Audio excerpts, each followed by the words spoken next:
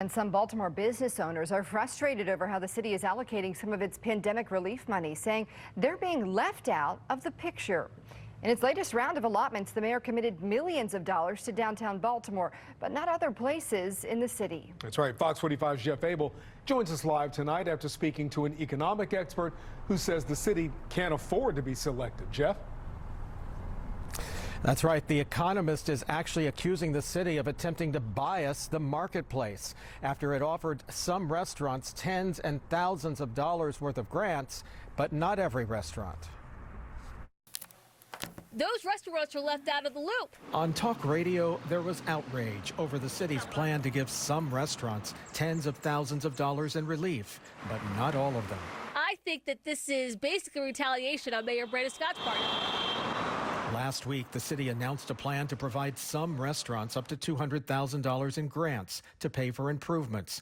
The grants will be funded with COVID relief dollars from the federal government. But owners can only qualify if their restaurants are located in this immediate downtown area, with Howard Street to the west, Pratt Street to the south, and I-83 to the east.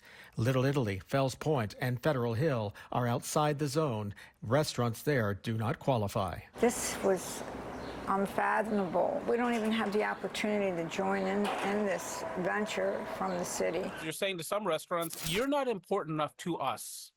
So we'll give your competitors $200,000 because they, for whatever reason, matter to us. But you don't matter so much. The mayor is defending the zone, whose boundaries were drawn by the city. We've talked about this is all a part of Downtown Rise, and it wasn't just the city.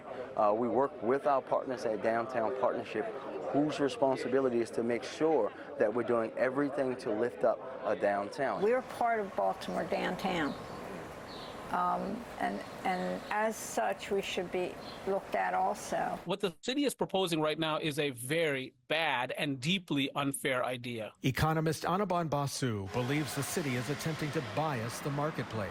You know, restaurants often have pretty small margins. To generate $200,000 of free cash flow, they need to do a ton of business.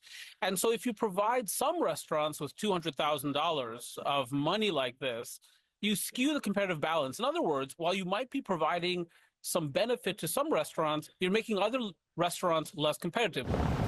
In Fells Point, more than a dozen restaurants have already shut down since COVID.